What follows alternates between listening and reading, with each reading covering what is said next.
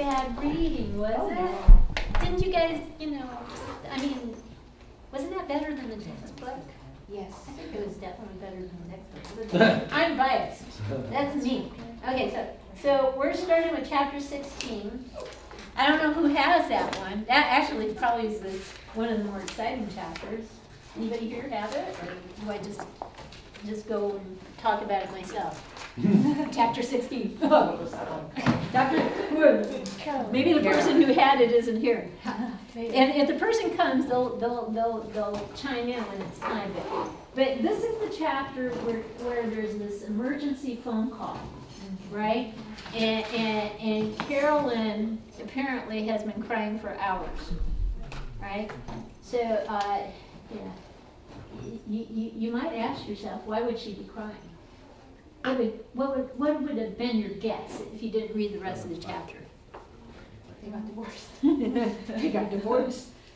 Or she was really, really considering divorce. She came to a pivotal point in time where she was ready to make, or she was on the brink of a decision-making process. That would definitely, send someone into a pit of despair, so to speak. So she was crying for hours apparently, and so they were concerned about it. Bless you. Should she stay? Should she go? She'd been tempted with the idea before, if you remember, especially with the confrontation with Claudia. Remember, she said, "You need to go," or she offered, or maybe I need to start thinking about going. So that was a new thing put on the table, and it has been festering inside of her. I'm going to read a couple pages here, because sometimes it's better to read something straight from the horse's mouth than to try to summarize it. I just thought it was cool. With this crying thing, they're wondering, should they come in? And what does Carl say? This is what he says. It's on page 202. He says, "I was going to gamble. Tell you what," I said hesitantly to David. Then realizing that my uncertainty would be difficult for him, I became firmer, more confident. "Just stay with her. Don't leave her, but don't try to do anything specific." I waited, letting myself admit more feeling in my voice as I continued, "Just be with her." Did you catch that? Just be with her. Every implication was that he should be sympathetic, but not put any pressure on her to make him feel better. Do you get it? And then he said, "And call me in a couple hours if she isn't all right." I wasn't sure what all right meant. Here's where they're bluntly honest with you. He doesn't even know what all right should mean, but he said that. But I assumed that David would err on the side of caution. "All right," David said, repeating my words as though he needed reassurance himself. I didn't blame him. I worried for the rest of the afternoon. Carl and I guess it was Gus who was speaking to him. Carl and I might as well have had an interview with them for all the peace I got. So here again, insight into their characters, right? Sometimes you do things, you're not exactly sure if it's the right thing, so there is a little anxiety. And then what did we find out? It was the right thing. It worked. She calmed down. In fact, David called back and said, "We're okay. We're okay." Did you think? Yeah. And then Gus said, "Does she want me to talk to her?" And you could hear voices in the background. He was talking to his wife, and she said, "No, she's fine. She's fine." So that happened. And then when they do come back to the session, what does she say in terms of the relationship with her and David? That a closeness had developed. A closeness. There was definitely distance in that relationship up until this point in time. Now there's closeness. And if you look at page 194, I hope I got the right page here. there was this kind of, from last week, this battering back and forth where she said he wasn't there for her, and he said he was, and she said he wasn't, and he said he was, and you know, it would have been better if he would have said something like, you know, you're right, you know, I just don't have feeling inside of me right now to stand on my own 2 feet, let alone give out to you, you know, but you're right. You know, if she had listened, if he had listened to her and responded to her on just her level, the crisis probably would have passed. He did this time, just by being with her. Does that make sense? Huh? Huh? Josh, it looks like you were to say something. Okay. Yeah. Just on the same note, I was just so happy to see the growth in David, where the one time that he doesn't try to do something, or He doesn't try to solve the problem. Right, exactly. He's just there with her. And he doesn't take it personally that she's crying. Exactly. He doesn't condemn her, doesn't blame her. He just stays with her. And you know, did you notice when she started talking about it, she doesn't even remember what he said. What she does remember, did you catch it, was that he stroked her forehead. They went for a drive, and he was stroking her forehead. You know? Sometimes it's not what you say, but what you do that makes the most difference, right? And that kind of goes back to what the initial interview with them was, like, stop trying to solve each other's problems. Right. Just be there for Just each be other. there, yes. You know, and eventually you want to see the resiliency in a person start to emerge, and then they become independent.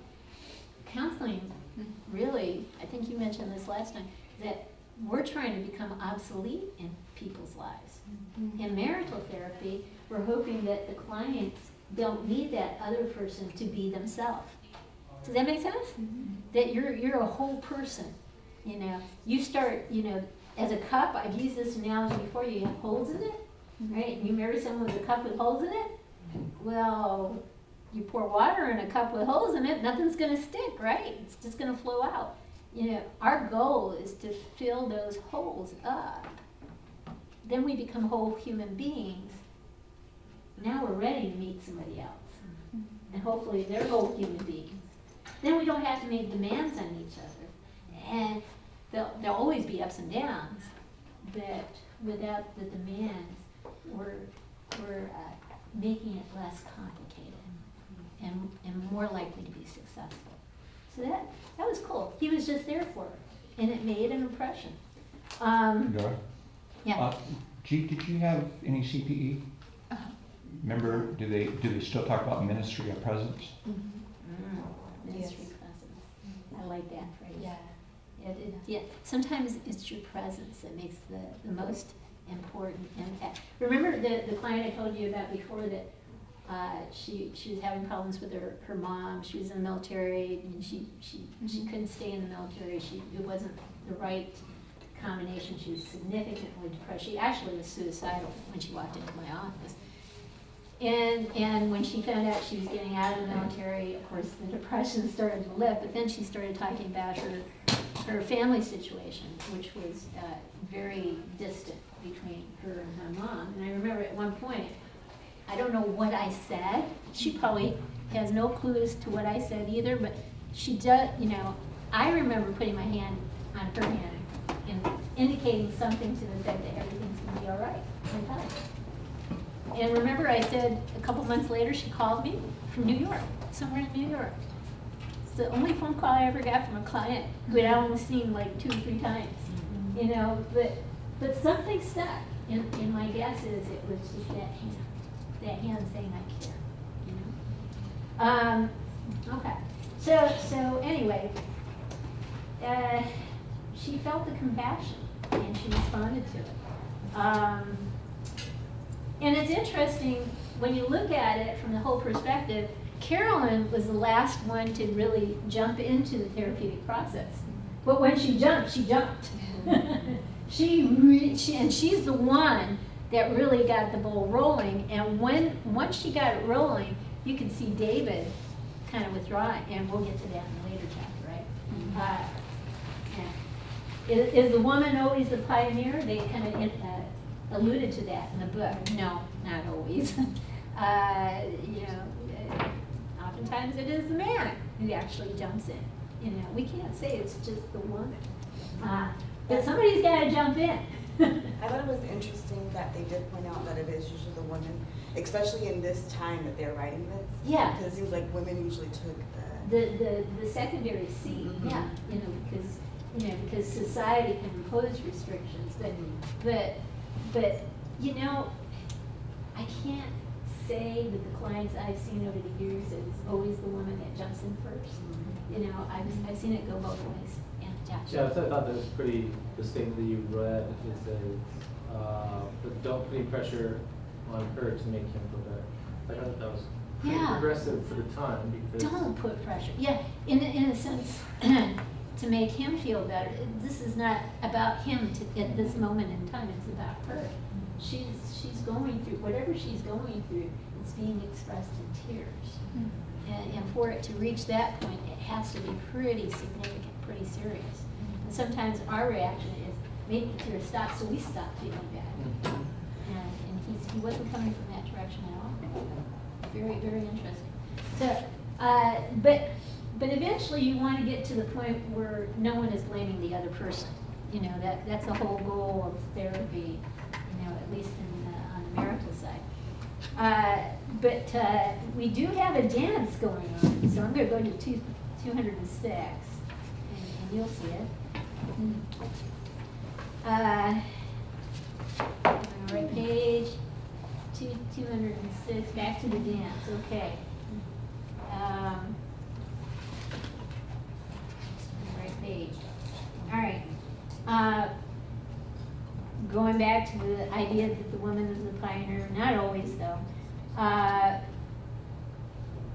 But they do make a point to say towards the end of that page that when one person jumps in, sometimes the tendency of the other person is not to join in. There becomes this polarization that takes place.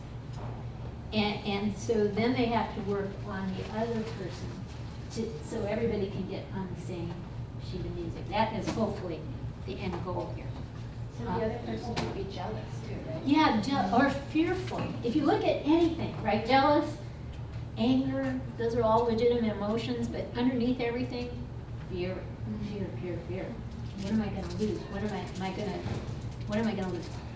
Am I gonna lose this person? Who knows?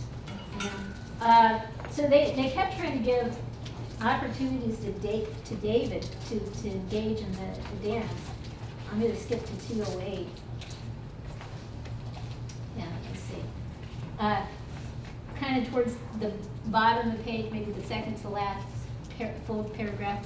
Aware that David was becoming increasingly uncomfortable, Carl and I made several efforts to provoke him into the same kind of interest in himself that Carolyn had discovered. But for whatever reason, whether the marriage had decreed that it was Carolyn's time or whether David experienced a failure in courage, it didn't happen. David could talk about himself, but it was empty talk. Now, here's an example where a person just frankly is not ready. You give them opportunities, but you can't force a person to go down a road they're not ready to go down. You gotta be sensitive to that. And that's where patience is. Being patient with the process becomes very important in any therapeutic situation. And so they were patient, okay. And notice what's happening to the kids. Okay, towards the end of 208, the children had become peripheral figures in the therapy. Though they attended occasional sessions, they were appropriately bored with their parents' internal politics. And Carl and I allowed them to come in as they felt like it. Claudia came more regularly than Laura and Don. They remained fascinated with the process of therapy itself. So it's almost like, look, what did they come in for in the beginning? It was all about Claudia. Now it's like they're not even there anymore. Isn't that interesting how that happened? They got down to the real stuff, the marriage. The kids were the distractions from the problems in the marriage. And that's typical. It's typical. Okay. All right, so David's not ready to jump in. The kids are on the periphery. And Carolyn is having some problems with depression, 2092. She's talking about trying to take steps out of, well, no, actually, there's some interesting things that happen here. I'm going to actually go towards the bottom of the page, about the middle of the second to last full paragraph. When he was late coming home, she started the cocktail hour without him. They were apparently, gonna relax a little bit. So when he was late coming home, she started the cocktail hour without him, and while rushing into the kitchen to catch a pot that was appropriately enough boiling over, she tripped and sprained her ankle badly. Carl was looking at the taped ankle as he began his remarks at the session following the incident. You know, that's an idea. Have you thought about becoming an alcoholic? It might be very helpful. While his threat of a smile was definitely present, its meaning was somewhat uncertain. Carolyn, I've got enough problems without becoming an alcoholic. That's what Carolyn said. I've got enough problems. Carl says, but think about the advantages. Everybody would feel very bad about it. The kids might do more work to help you, and David might have to come home on time to make sure you didn't get hurt. In fact, it might help David to become much more loving if he had to look after an alcoholic. Sorry, not interested, Carolyn, puzzled by Carl's tact, began to look less morose. Carl wouldn't stop. And what's the matter? Aren't you willing to sacrifice to help your family? That's kind of what Claudia did, right? And then Don later, she said, I sacrificed a lot already, beginning to get angry. But you may have to sacrifice much more if you're going to help them, especially your husband. Do you know the story of the Good Samaritan? Carolyn spit out the words now, of course I do. Carl ignored the rapidly developing storm clouds in her face. Well, he found this robber, see? After a few more minutes of coaching on how to be sacrificial and helpful, Carolyn was rapidly coming out of her depression and headed straight for Carl.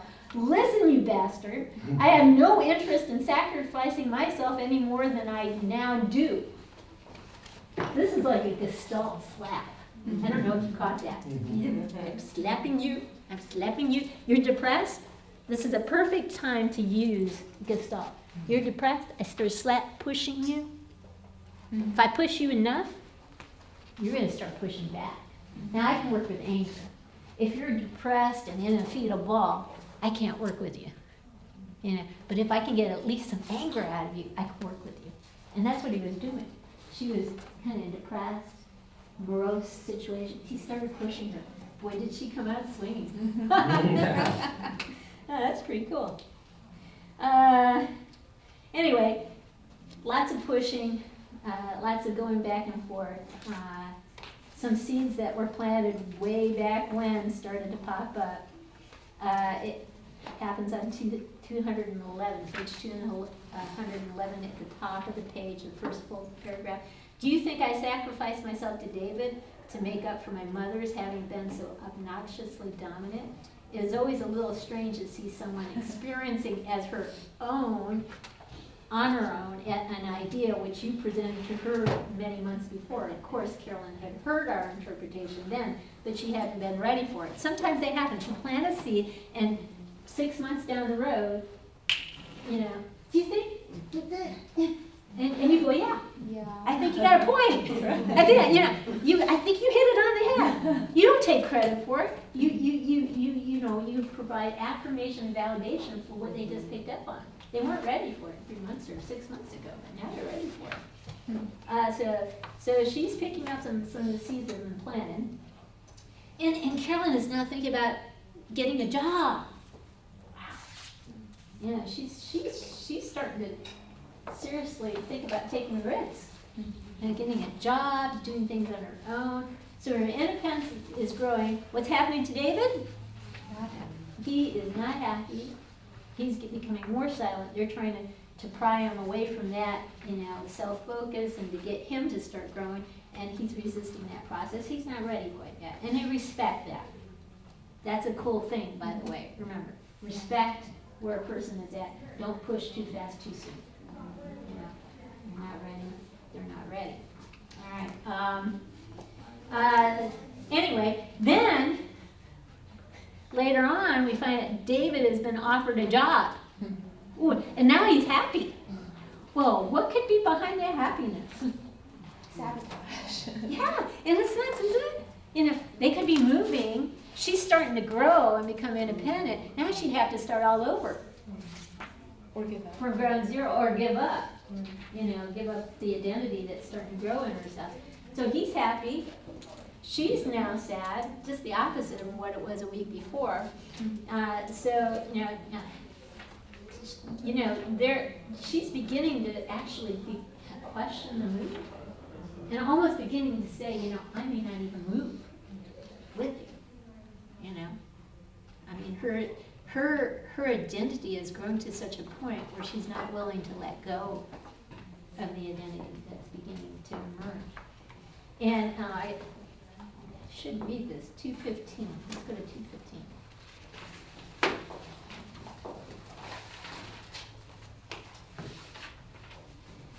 And it's towards the middle of the page. Well, what do we have, David, that's worth my moving to Boston and going through all this for?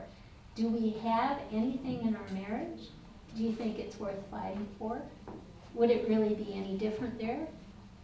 It might even be worse. At least here I have friends, good friends. I have a little bit of a world anyway. She's being assertive, isn't she? Yeah. All right. Instead of holding it in, she's communicating. Okay. But David's going like, I've been offered a job, a better job. Is it fair to ask me to pass on this? So they keep going back and forth, back and forth, back and forth.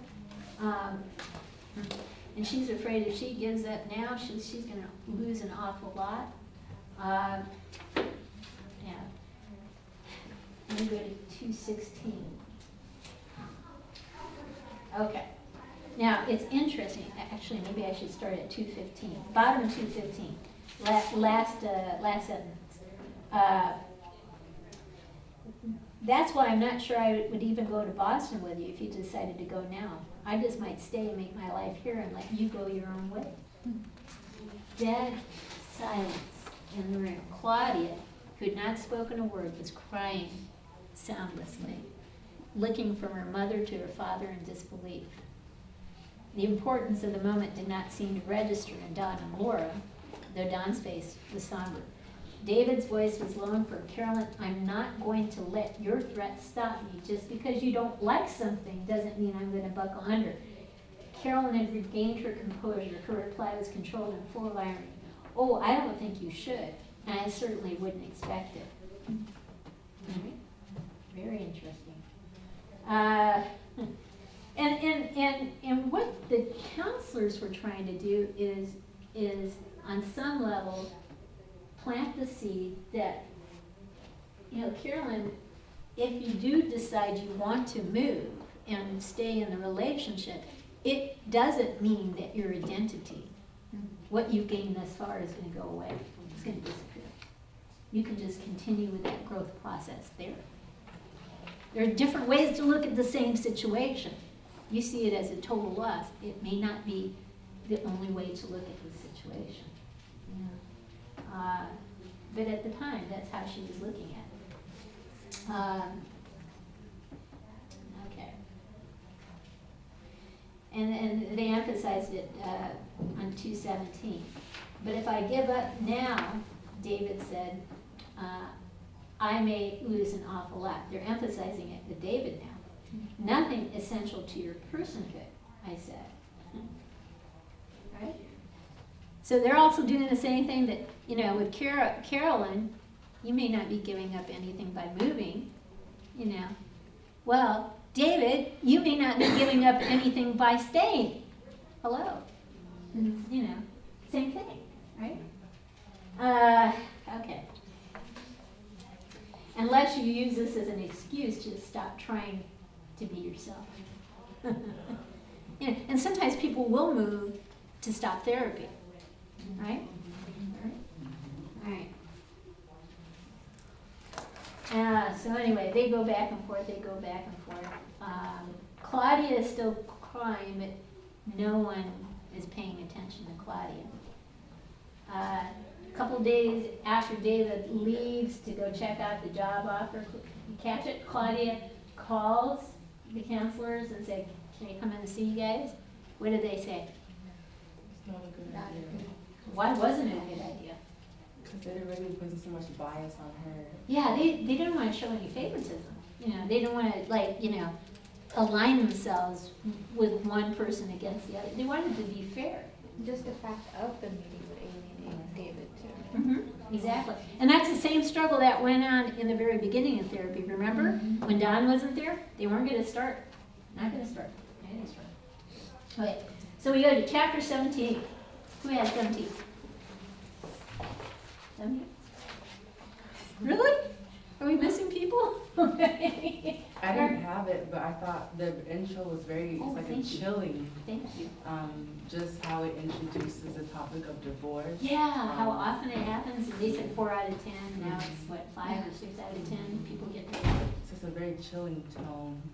Going into the statistics, and it goes on. It says somewhere in the beginning that it's when you lose a sense of self, why the average couple goes into divorce. Yeah. You know, it's sort of like sometimes people start off wrong because they marry too young. You know, because our identities aren't fully formed yet, right? We do a lot of growing between like 16 and 18, 18 and 20, 20 and 25 type of thing. If we can grow together, and you guys have heard me say this in other classes, but if we can grow together, we're okay. But if our identities aren't developed, there's a good chance we might grow apart. So that's why marrying too young isn't such a good idea. But that can happen at older ages too. We can still grow apart.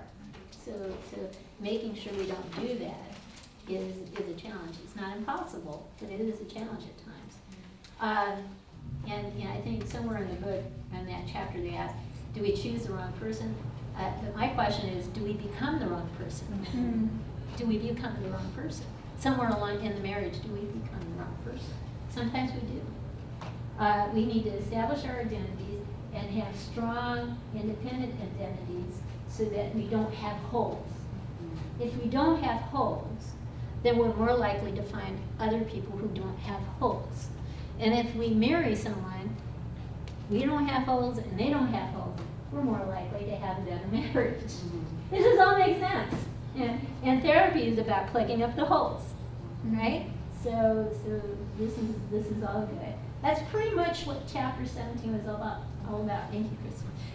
It was about what they called individualization. They want to make people individuals. Does that make sense? It's not a bad thing. But it's really interesting because before reading this book, I always kind of thought that, you know, in marriage, the goal, of course, is for two people to become one. And then now it's like, you know, it's very important to stay your own two separate people. Well, two become one, but two whole people become one whole entity. I'm not disagreeing. I think your idea still has merit, but you know, two become one, but two whole people become one. And you've heard the other thing: when people separate, two people, you know, one become two halves. You know. Now we have to really work at maybe plugging up some more holes. I wanted to re-emphasize a quote that Ruby spoke to me, and this is on page 222. 222. Second to the last full paragraph. Okay. This is where they were talking about how abused children seek out abusive people, you know, along those lines. Definitely. Says, the need for a sense of identity is so strong that it overrides issues of pain and pleasure. The pattern one knows is the pattern one knows. Yeah, I actually underlined Oh, that in my really? book. The pattern one knows So strong. is the pattern one knows. Our models are our appearance, and it's two bad we can't take just the good out of our mom and just the good out of our dad and make them us, make those elements us. We take the good and the bad. It's just that we don't always realize that the bad is there. We're not fully aware of that at times. And even looking back in the previous chapters, because it mentioned how with Carolyn's tendency that David was very comfortable with her motherly instincts. And so Mhm. once she begins to Yeah. grow, he It's a doesn't bit- know what to do with it. Yeah, it doesn't know what to, because we're used to these rituals. We get used, the dance. We go back to the symbol of the dance. There's this dance, we're used to the dance, and when somebody starts messing with the dance, we try to force them back into the dance we're used to. Because now you're trying to ask me to perform differently than what I'm used to. And I don't know this new dance, you know? Yeah, I found that whole section very interesting because I've been divorced and I had a long separation and back and forth. And the most accurate description was when I said I'm separated, and people would say, oh, you're separated from your husband. And I said, I'm not just separated from my husband, I'm separated from myself. I'm separated from my vision of a family. Yeah. I'm separated from my children. There's a I whole am bunch of separated losses. from Everything. It is really Right. a very accurate term. It's it's agony. It's a journey that you wouldn't want to wish on anyone. Nope. That's right. That's right. And starting over is not easy. But people do it, and people survive. And when you survive, you do discover there's a resiliency there that we didn't expect to see. There's a tremendous amount of growth, there is, but boy, It's a struggle. It is a pruning, Yeah. every time I look at, Yeah. like this time of year, when Yeah. you prune down rose bushes to just Yeah. this bare root. Yeah. And then there is a Will- growth. will there be life after Yeah, that? it's like, am I Yeah. gonna kill this plant? Yeah. What's gonna happen? Did I tug it up too much? Separation to the root. And it's a wonder how much you can do that pruning and back to life things. It is amazing.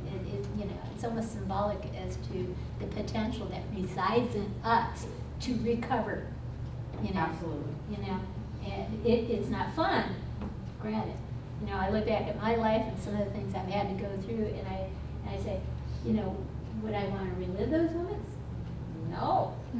No, I'm glad I have no choice though, because I kind of like who I am now, So it's, and I hope we can all say that, we like who we are now. Anyway, chapter 18, anybody have 18? Ah, we got somebody! So, what'd you get at 18?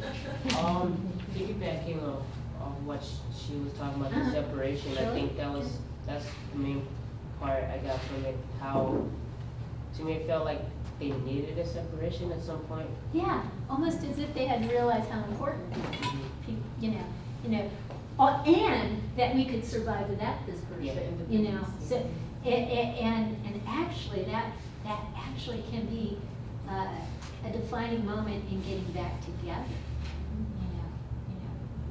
We can fill up the holes and we can come back even stronger in this relationship.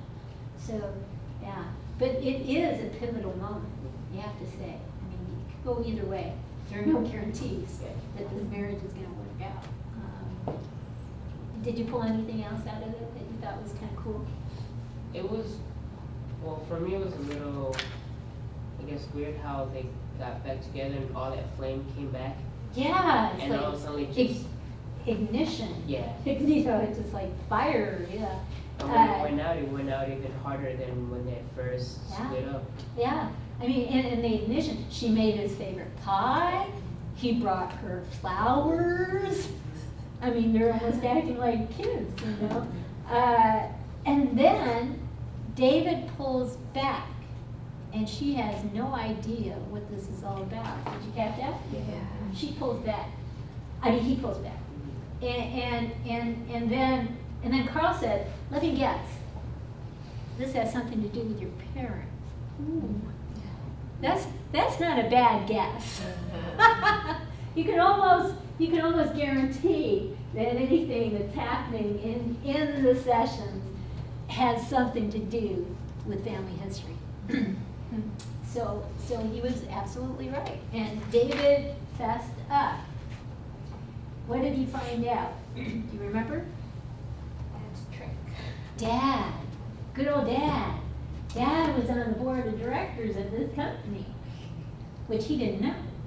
He got an invitation from this company, an invitation to come and work for them as their attorney. And he was excited. I mean, he was flying high. How did they find me? I must be doing great things. And then he comes to find out, oh, it's Dad on the board of directors. And Dad's going, well, I think you earned it on your merits. You know, I told them about you, but I said, then I'm out of it. And they said, Dad, really? Really? You're going to tell them about me, and you think that that's not going to have an impact on what they do with that information? If you're on the board of directors, oh, that's going to have an impact. So, you know, Dad's trying to rationalize that away, and that's not working with David, you know. So David is very upset at this offer. And now Carolyn understands why he pulled back. He pulled back because he was depressed. It wasn't the relationship, not that. It was the other relationship. He felt as if his parents had betrayed him. Because they wanted him back. And we see that in the next chapter. Who had chapter 19? Anybody? Am I in again? Whew. Good thing I took notes. Okay, well, you know, you're asking clients to grow, and sometimes they do, and sometimes they don't. Sometimes what you see are ebbs and flows. And that was from the previous chapter. There's this rhythm. There's this growth, and then there's this pause, and then there's this growth, and then there's pause.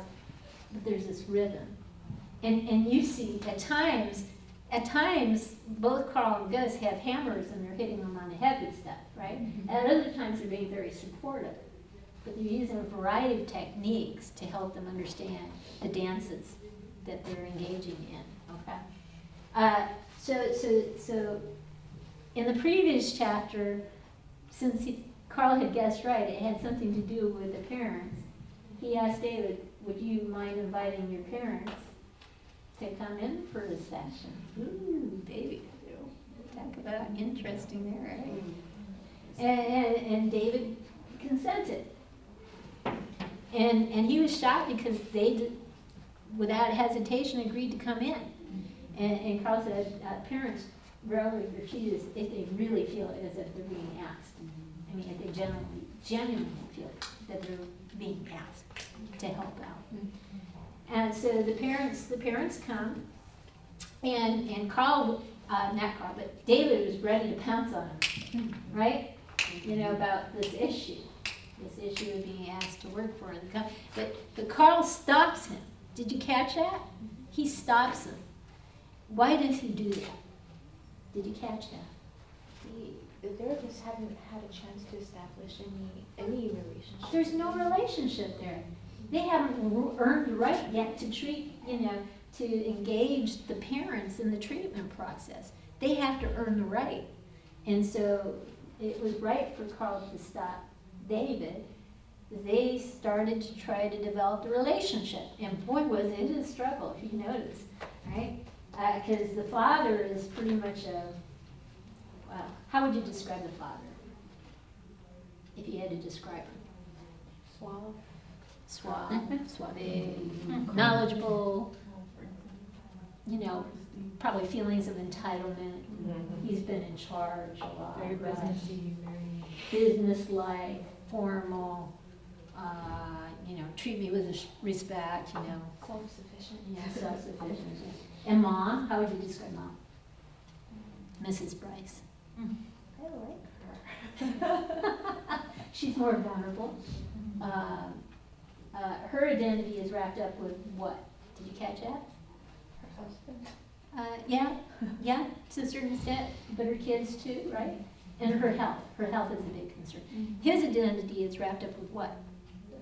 His job. Mm-hmm. Yeah. So in a sense, this is a distant relationship. Well, how does that sound familiar? Almost the carbon copy of what's happening with David and Carolyn. David, it's his job. Carolyn, it's the kids, right? It's not her health necessarily, but pretty similar. So you see them start to work on the parents. And let's go to 249. Let's see if there's anything there that obviously marked that page for a reason. Sorry, what page? 249. Let's see, 249. Oh, towards the bottom. So he's asking, the dad what he's going through, and the dad says, well, he said, I suppose lately we've been going through the stress of my retiring. I guess that's a problem for every family. A pause. And my wife has been upset not only with me and my retirement, but with our daughter's decision to move to another city, across the country actually. The mother smiled, don't let him fool you. He hasn't really retired, he just plays more golf between meetings. And various boards he serves on. She was describing him, of course, just as he had talked about her problem. See, they're focused on each other, right? Themselves. You sound unhappy about it, but sort of resigned, I said to the mother. Now, I like that. Yeah. He's interpreting, you sound unhappy, but resign. That's kind of taking it to a deeper level. And the one thing I hate, and they've mentioned it in here, is they did it once. How do you feel about this? That is like the worst question on the face of the planet to ask the client. How do you feel? If you don't know how they feel at this given moment, you have not been listening. You have not been listening. Now, so you should never ask. And newscasters do this all the time. It's almost like they want the person to cry so they get a good shot of the person crying. How does that make you feel?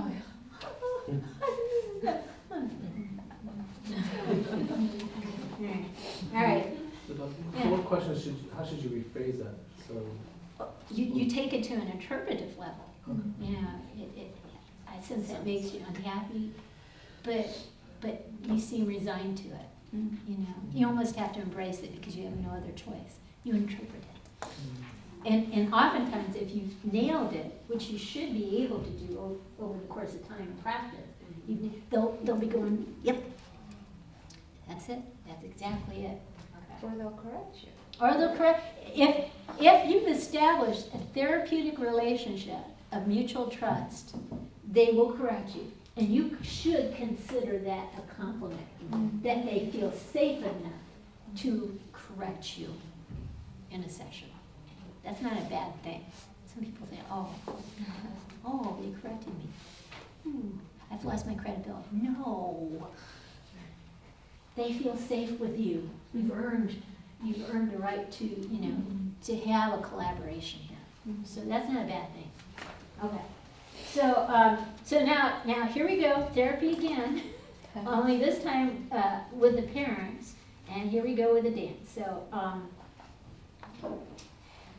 So you sound unhappy about it, but sort of resigned, I said to the mother.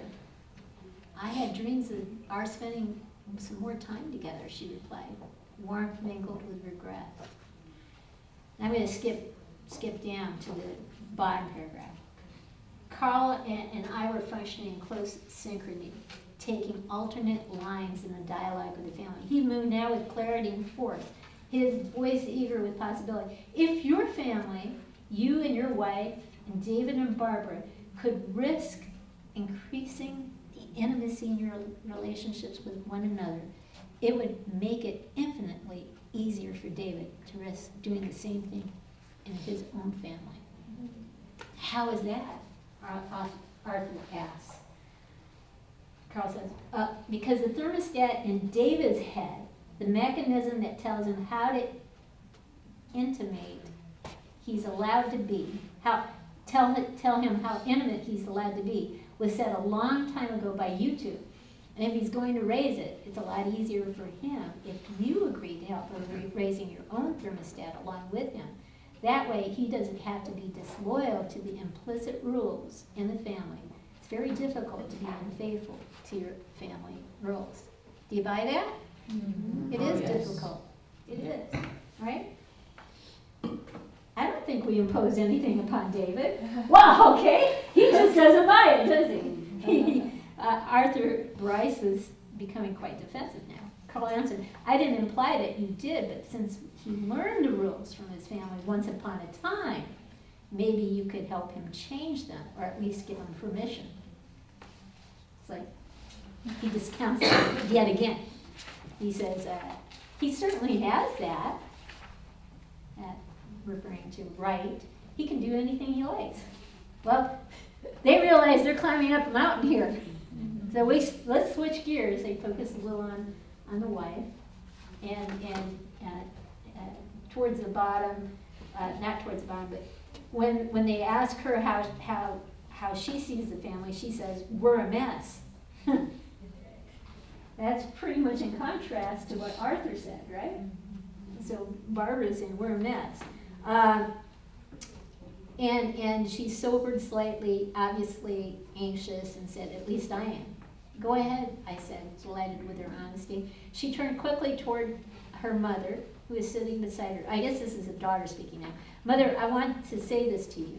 A pause as she gathered courage to continue. I know you're upset about my moving, and I am too, but I have to do it. I'm going with my husband to a new job, and I wish to hell you would make me feel so guilty. And then later on, the mother says, I know you have to, darling. I think I accept it, but it isn't easy. So now you see why they're trying to pull David in. Because daughter is going. That's no surprise. At first it was Claudia, and it was not. In time it would be Laura. You know, people get pulled in, right? All right. So back and forth they go. Arthur is surprised that Barbara feels so sad. We get to a point where, let me see if I can find it.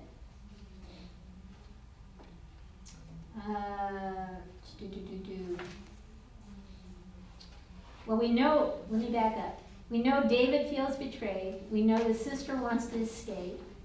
We know the parents want David to replace the sister. This is a dance. This is another dance just playing itself out, right? All right.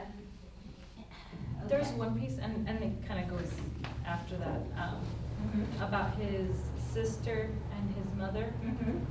And it was so funny to see just the mirror image of his own daughter and his wife, and how there's the, why can't you stand up for yourself, or why can't you, take a stand instead of being so, I'm so sorry, or, and she's like, stop apologizing to me. She says, I'm so sorry, I'll try to work on it. And at a certain point, the counselors say, well, maybe Carolyn can teach you how to stand up for yourself, to Barbara, which is kind of interesting.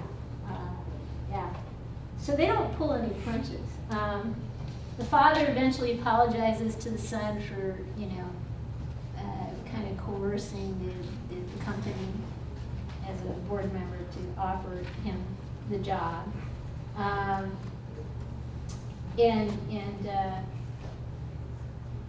me see. Oh, here's something that's interesting.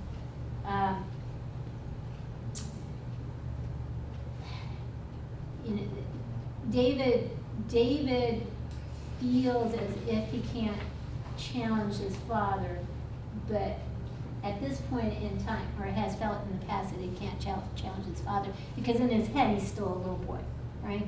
So now he's getting braver, and he's doing some of this challenging. And in the middle of page 254, Carl asks, you think it's your dad's covert anger that you're afraid of? What you don't see but suspect is there? Carl asked David. And the father jumps right in. I rarely get angry, the father said. I love this part. Carl jumps right into it, doesn't he? He looked at him skeptically on the outside. And he did silence, pause, let that one sink in on the outside. But David may do the same thing with you that Barbara does with her mother, try to guess at what's inside you and make it even bigger than it is, right?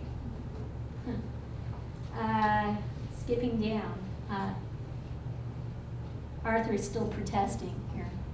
Skipping down, second to last paragraph. How likely is it that somebody my age will change? Arthur Bryce asked testily. Like you're challenging her, all right? Carl was curt. Well, give up on yourself if you like, but don't assume that it holds for everybody. I'm not so much younger than you, and I think I'm still growing. I hope I always will be. The group watched attentively as Carl fought with the father. I think you're missing a vital part of life if you stay factual and cool with your son, not to mention your wife. More silence. The content was not the real issue in the struggle. Carl's voice was rough, almost scolding. He was asserting dominance, saying, even though I'm somewhat younger than you, and certainly not as rich, I am more or less in the older generation. Within this realm, I'm more grown up, more mature than you. Whoo! That's a Gestalt punch right there. Whoo! I'm going to hit you right in the face with that one. Perhaps you're right, Arthur admitted. What was it like with your own family? Did you have the same struggles with them? See, now he's going Rogerian on him.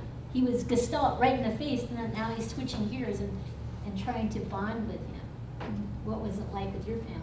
I didn't know my father, really.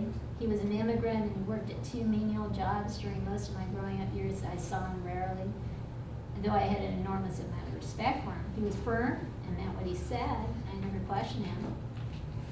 Think you and David have been closer to each other than you and your father? Carl asked, suggestively. I think so. Guardedly, not knowing what was implied. So Carl said, but one reason it was difficult for you and David to get together is that you didn't have a model for closeness with your own father. See, he's being Rogerian. He's trying to explain, why the distance, right? Carl waited and then had a thought, asking briskly, except through work. Did you catch that? Except through work. Your dad worked his ass off because he had to. And one way you could feel close to him was to do the same thing. And David is the same way. He even deliberately sees it as a way to please you. Well, what's so wrong with work? Jeez, how many times do you have to hit this guy in the head before he gets it, right? The father asked wearily. Nothing, Carl said warmly. I'm guilty of it myself, except that if you live to work or see your life only in terms of your work, it's a big problem. He then looked at David's mother. It's the same as if your wife sees her personhood is tied to being a mother. So then, well, let me just keep reading. But he could feel the man's resistance growing, and he didn't want to fight. How about your parents' marriage? Carl asked, switching the topic. What was it like? Again, I know so little, Arthur admitted. They were civil, but pretty distant. He had his world, she had hers. They never fought, but then they never talked much either. I suppose that there wasn't time. Carl drew the father out slowly and easily. So this companionship marriage that your wife is looking for isn't something that you ever saw between your parents. Do you think her parents had it too? Had it? Or were they sort of quietly divorced too? That's kind of interesting, isn't it? And I'm going to the next page. They were the opposite, I think. They were both teachers and a very close couple. He glanced at his wife, who nodded in affirmation. I would say too close, inseparable. So in his marriage, they were distant. And in his parents' marriage, I should say. In her parents' marriage, they were dependent. Can you see it? Distant versus dependent. Gee, I mean, that's two very different models to juggle. And maybe Carolyn was a little afraid of the dependency, so she married someone who was independent, a little more independent, like David. They went on to kind of point that out later on. I'm going to skip to the bottom of page 256. Being that much in love is pretty scary, isn't it? I suggested rather than ask. It's not surprising that she had married an independent, isolated man. Part of her didn't want to be as dependent as her parents had been. I was so conscious of her sadness now, and I wanted to console her. I suppose my voice confessed my intent. Another loss for you. Now he's talking to Barbara. What do you mean? She sounded a little fearful. Well, it's no wonder you're sad. You've lost a lot in the last 5 years. Your parents, because you remember both her parents had died, right? He's talking to Mrs. Bryce. Yeah, It Mrs. was Bryce. not Barbara. Barbara's the daughter. Oh, yeah, that's right, Mrs. Bryce, yes. You lost your parents, the dream of being closer to your husband when you retired, and now your role as a mother and grandmother. You didn't mention your job, and I suppose it's pretty hard to find a very meaningful life at a bridge table. I pause. Sounds as if you're pretty much alone. There's the Rogerian stuff coming out, right? And you're interpreting it. You're not how do you feel? You're saying, sounds as if you're pretty much alone, right? My sympathetic but abrupt listing of the essential facts of her life was too much for her. Tears appeared in her eyes and she could not fight them back. Crying silently, she looked at me briefly, then away, out the window. I certainly am, she admitted, bitterness in her voice. Then she retreated, but no more than a lot of women my age. She's trying to explain it away. I'll skip down a bit. Think maybe your husband feels as alone as you do, I asked. He couldn't. Bitterness again. She looked toward me again. Anger fast replacing the grief in her face. He's so busy, he doesn't have time to feel alone. Yeah, I said skeptically. But all that stuff is no substitute for marriage at this time of life. After a brief wait, I continued. Think maybe he gets elected to stay away so the two of you don't have to face the panic of being so close. The wife was, he's interpreting something, right? Trying to make an interpretation of what he thinks he sees. The wife is openly angry now. I want more closeness in our relationship. I countered, but you might also be suspicious of it. You implied that your parents were too dependent. Catch up? Too dependent on each other. No danger of that with us, she replied. She resisted my effort to implicate her in the marriage dilemma. I'm not trying to blame you, I said quietly, but if both of you could take responsibility for the distance, it might be easier to solve that. It might be easier to solve than if you insist that he take all the blame. I think he's too dependent, Mrs. Bryce blurted out, encouraged by my remark. If I let her, Mr. Bryce said, if I let her, she clings to me like he searched for an acceptable word, then finally said what apparently had occurred to him first. Leech! She reminds me of a leech. Wow. Talk about, stabbing her with a knife, right? The word stuck his wife painfully, and she flared, I object. Just a minute. Would you? I interrupted her, turning back toward her husband. You're doing the same thing she is, blaming the other person. Can you talk about yourself? What do you feel when your wife depends on you for something? Well, no, not that way, I interjected. Say I feel angry. Anything else? Upset maybe? Anything else? Confused? It's like prying teeth. I feel angry, sometimes upset and confused. And then he turns to Mrs. Bryce and says, does that sound different to you? Better than being called dependent? And of course she agrees. Okay. Anyway, Gus got real curious because Carl then kind of fell silent. And then he suddenly noticed Claudia.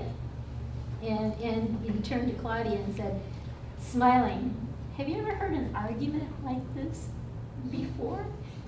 She was delighted and broke into a grin. It's a carbon copy of one of my parents' arguments, just a little more civilized. That's the best part of the chapter. That is, isn't it? I mean, it's like, but it kind of goes over their head, and they keep pressing the point. And finally, they get across to the parents, only after the mother shares that she's often thought about how she would die. Now, she's gotten Arthur's attention. She's often thought she'd die of a stroke, In a sense, this is how deep her depression goes. and he's getting a sense she's really depressed. So now the clinicians have his attention, and so they're making an impact on establishing a real therapeutic relationship and trying to make inroads at creating a new dance. It's just a powerful chapter when you think of it. So anyway, And surprising too that they were as responsive as they became. yeah, in one session. It took the other family a few more sessions to get to this point, right? I read an article on how there isn't much emphasis placed on interventions for seniors. And they said that generally seniors have a higher tendency to ask for forgiveness and try to figure out what the problem was, because either they're getting closer to that time and they feel like, they've lived this long life and it's time for them to let go of grudges and stuff like that. And so I feel like this is what happened here, I'm not saying that they're about to die, but it's definitely a possibility, and so they were a I little think bit we more get a little more responsive. serious. I think you make a good point. I think we get a little more serious when our mortality becomes this, and that actually starts happening, at least for me, it started happening in the younger life, We would hope, that people grow up quicker than they do. Sometimes that doesn't happen though. Yeah, I agree with her, and I also think it's the generational differences. Like Yeah, back then, yeah. like, you didn't get divorced, like you. Oh, yeah. they hate each You other, grit they your never teeth talk to and each bared other, it. But you don't get divorced. That's so right. that had a lot That's of right. So but the concept here was that this was an unhappy marriage. It was unhappy because you had people who weren't whole trying to make the other person whole instead of focusing on creating wholeness in their life. And as long as they fixated on the other person, they couldn't work on themselves. Well, Right. it's easier for me to fix you. Oh, exactly. Right. Yeah. You don't And you, know about your boss. yeah, just focus on somebody else. If you don't want to work on yourself, focus on somebody else. It's called projection, right? It's easy to do. I wonder, in the previous chapter, they mentioned, this women's movement, and how significant that was into just social roles, especially within the family dynamic. So I wonder how much you think of that might have some sort of influence. I mean, for her parents, indeed, they obviously were also really significant. I mean, you don't leave your marriage, you stick it through, Yeah. They become settled, Mhm. but they weren't happy, But, it's better to be in something that you're used to and familiar with than coping with something that is totally unfamiliar to you, like being alone. So sometimes we settle. Sometimes we don't. Interesting. Because I think I don't know if you guys have watched the trend of the kinds of shows that are coming out. There's a lot of shows on kind of past era, the 20s and all of that stuff of, and I think it's interesting how now we're willing to talk about those kinds of family issues that used to be, because they were so silent. Yeah. And women endured so much. And in fact, I think that also creates high dysfunction for men and the way that they function, because nobody would talk about anything. These were just the roles that they played. Yeah. So I think it's And- kind of and interesting unquestioned. to look at now and, Versus then, Mhm. but in some respects, there are some similarities. I mean, we just keep passing the same dances on. Right. Which is generation exactly what's after happening here, Generation after generation, for, until somebody decides they don't want to do that anymore. And amazingly, this is what we see unfold here. They decided to do a different dance. And boy, did things turn out well, right? I mean, you look at chapter 20, did anybody have chapter 20 here? Letty, what did you get out of 20? I was just maybe the conclusion of the therapy with the family. Yeah. friends, and- They were ready to bring closure to this process. Which I thought it was a little long. I don't know, it said like it was almost 2 years with actual therapy, and then, well, more than a year at least. And then, Carolyn did 2 months of, Individual. just individual therapy. She with- chose to work with Gus, right? So yeah, I think as a couple, I think that were becoming too dependent on them. To like every time they had an issue, they would go and they would call them and fight in therapy and not so much at home. So I know they, like throughout that book, it seemed that like their dependency increased. Yeah. Yeah, You know, it does seem a little long, but when you think of it, how old do you think Carolyn and David were? We don't really know for sure, but if you had to guess. Like mid-40s. Yeah, 40 to 50, right? And it probably took 40 to 50 years to get them pretty expert at this particular dance, right? So in the scheme of things, if you take a year to try to undo 40 to 50 years of something, that's not too bad, you know. When I was in the military, my goal was always to try to do it in 8 to 12 sessions. That was my entire goal. But I had one client that lasted the entire time I was in the military, you know, 5 years. I mean, 5 of the 6 years that I was in the military. But she had a file this big. I mean, and we got to the point where we were meeting once every 3 weeks, and that was a miracle in and of itself.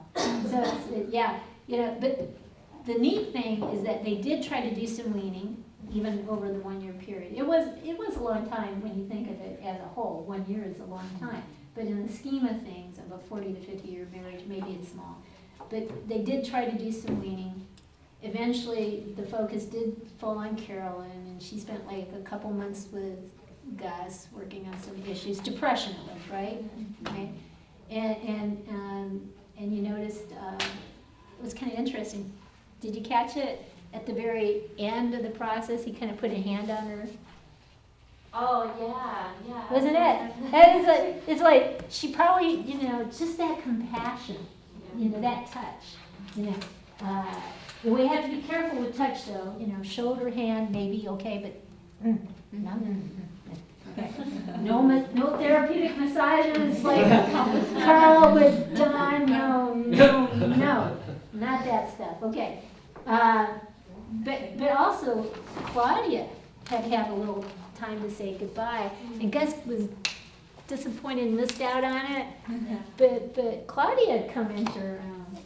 You know, there was even a point in time when Carolyn, I forgot to mention this, Carolyn was so depressed when David was gone on this job hunt thing, and she was really contemplating divorce, right?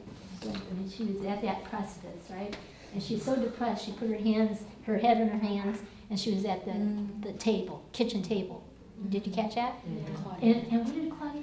Claudia came over to her, put her arm around, and how you doing, Mom? That was a miracle. It was like, yeah, you go from Carolyn and Claudia being like, Touching each other. yeah, ignition-filled fire, you know? Either you leave or I leave, type of, to now she's being kind of a mother to you know, the daughter's being a mother to her mother, you know. But that closeness had developed, and the closeness in the marriage had developed. And you know that is true because the kids had been released from their jobs of being, you know, surrogate parents, you know, or distractions in the marriage. They've been released. The therapy was successful. This is kind of a cool thing. 21. Did anybody have 21? It was just a summary. Question and answer. Yeah, just basically a summary. You got to focus on being whole. Co-therapists help. And you saw that, right? That nice banter back and forth, everybody in the same sheet of music. If one person missed something, the other oftentimes picked it up. It was just this wonderful synergy that took place. You know, you have to change the dance. Often there's grief to that process. Often there's resistance. There's ebbs and flows. The therapists have to endure the challenges to the treatment process.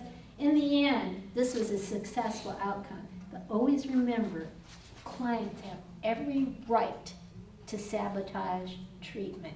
They have every right to do that or to disengage. You cannot force them to do something they do not want to do.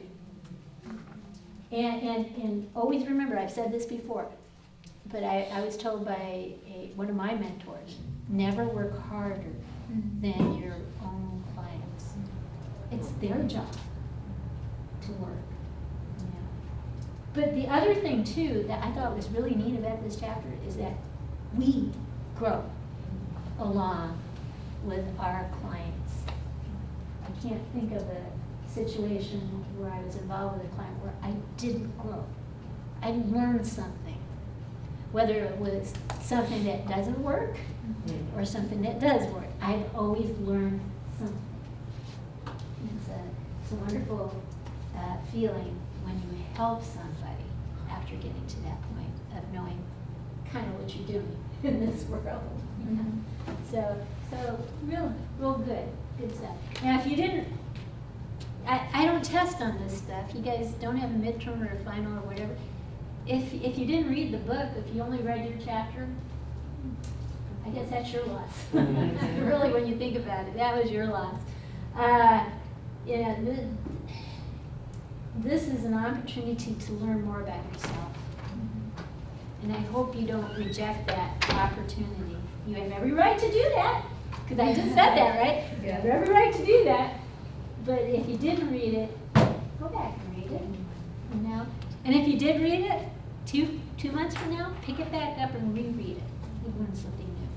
I guarantee it. Anyway, great chapter. I had my sister come. So I want to introduce you to my sister. That's Darcy. So, Darcy, you can stay there. Okay, I won't force you to come up here. Okay, all right. But I invited her because, you know, she has a story of overcoming.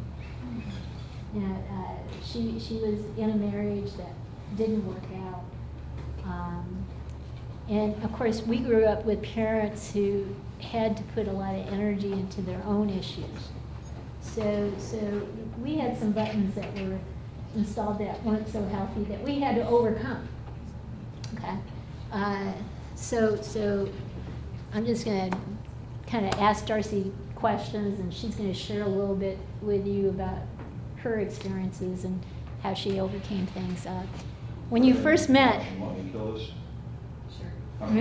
when you first met